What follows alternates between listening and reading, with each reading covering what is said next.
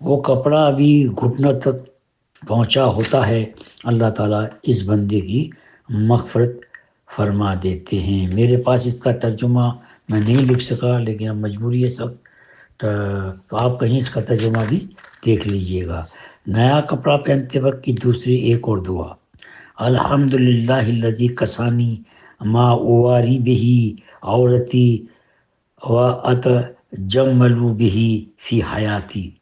ترجمہ: حمد و شکر اس اللہ کے لیے جس نے مجھے لباس عطا فرمایا جس سے میں اپنی پردہ داری کرتا ہوں اور زندگی میں وہ میرے لیے سامان زینت بنتا ہے۔ سیدنا نبی رسول نے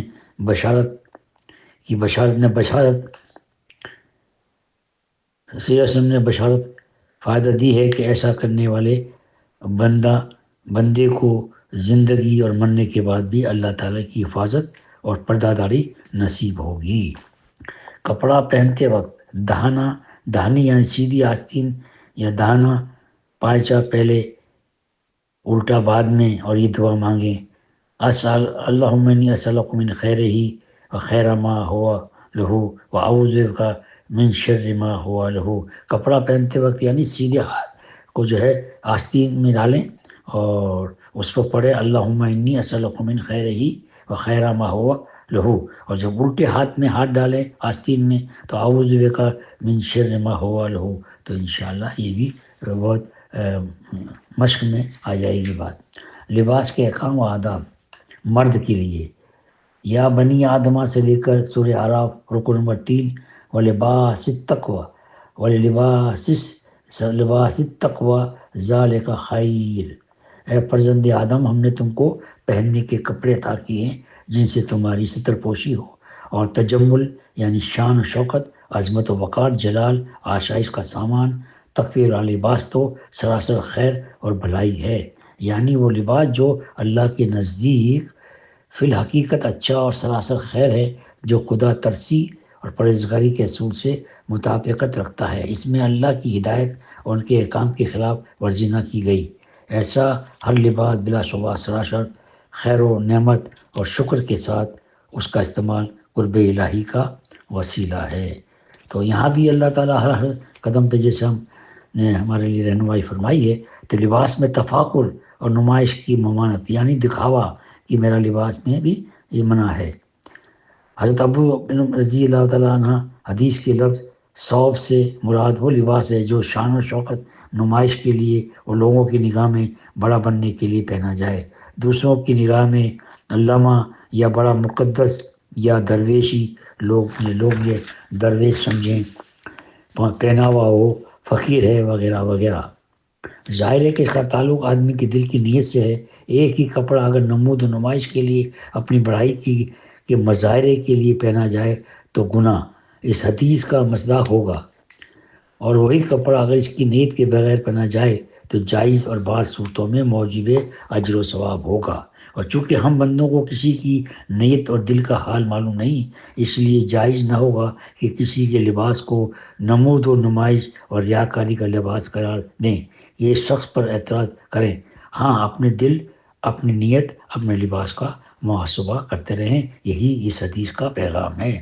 مردوں کے ریشم اور سونے کی ممانعت ہے۔ مردوں کے لیے ریشم اور سونے یعنی گولڈ کی پہننے کی ممانعت ہے۔ مردوں کے لیے شوق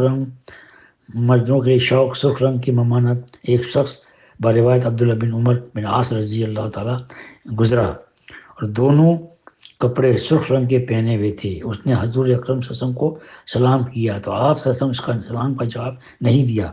سلام کا جواب نہ دینا اس پر حضور صلی اللہ علیہ وسلم کا عتاب تھا۔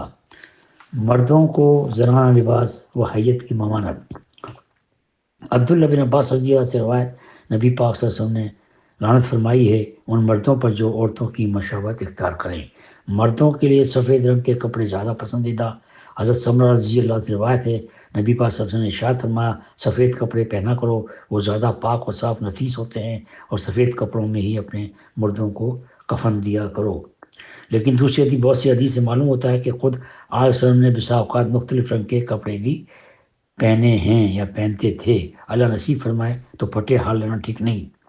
ترجمہ: ابو الحوث تبعی احوص طبعی اپنے والد مالک بن فضلہ سے روایت کرتے ہیں کہ رسول صلی اللہ علیہ وسلم کی خدمت میں حاضر ہو حاضر ہو اور میں بہت معمولی گھٹیا قسم کو پہنے ہوئے تھا حاضر ہوا اور میں بہت معمولی گھٹیا قسم کے کپڑے پہنے ہوئے تھا، تو آپ سے نے فرمایا کیا تمہارے پاس کچھ مال اور دولت ہے؟ میں نے عرض کیا ہاں اللہ کا فضل ہے۔ آپ سے نے فرمایا کس نوع قسم کا مال ہے؟ میں نے عرض کیا مجھے اللہ نے ہر قسم کا مال دے رکھا ہے، اونٹ بھی ہیں، گائیں بکریاں، گھوڑے، غلام باندیاں بھی ہیں۔ آپ سے نے فرمایا جب تم کو اللہ نے دولت سے نوازا ہے تو پھر اللہ کے انعام اور احسان اور اس کے فضل و کرم کا اثر تمہارے اوپر نظر آنا چاہیے۔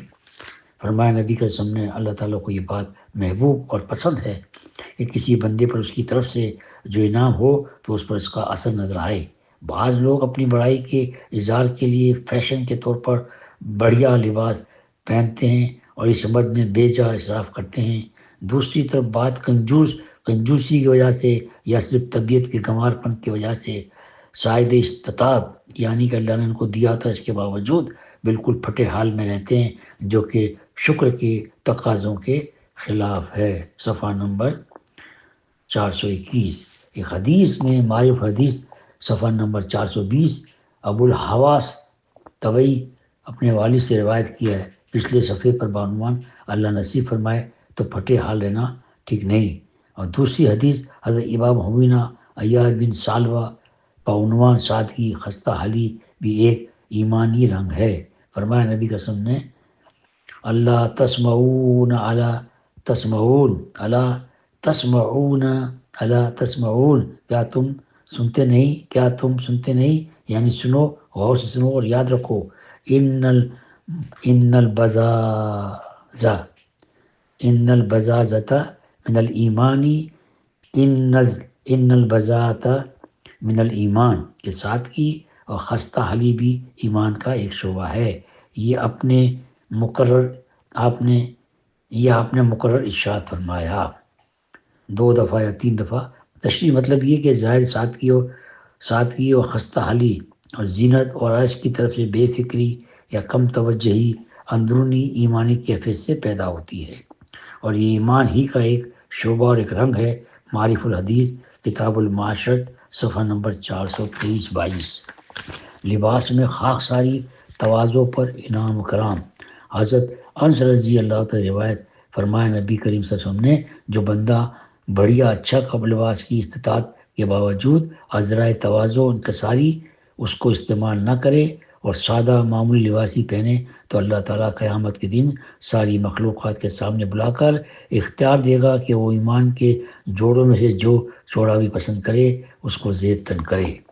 تشریح یہ بشارت ان بندوں کے لیے ہے جن کو اللہ تعالیٰ نے اتنی دولت دی ہے کہ وہ بہت بڑھیا اچھے بیش قیمت لباس بھی استعمال کر سکتے ہیں، لیکن وہ اس مبارک جذبے کے تحت اچھی لباس نہیں پہنتی کہ اس کی وجہ سے دوسرے بندوں پر میرا برتری، میری فوقیت، میری بڑھائی ہوگی اور میرے اس لباس کو دیکھ کے سامنے میرے کسی غریب بھائی کا دل ٹوٹے گا اور شاید کسی غریب اور نادار بندے کا دل ٹوٹے۔ بلا شبہ بہت ہی مبارک اور پاکیزہ ہے یہ جذبہ۔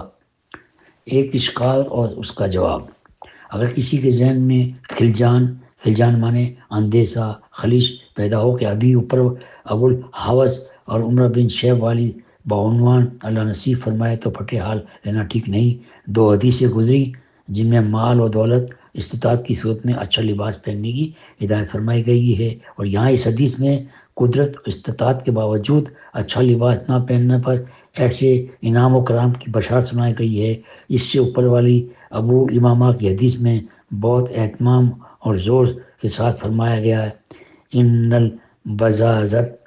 البزازت، جس کا حاصل یہ ہے کہ اچھے لباس کا اہتمام کرنا، معمولی کپڑوں میں خستہ حالوں کی طرح رہنا ایمان کا ایک شعبہ ہے۔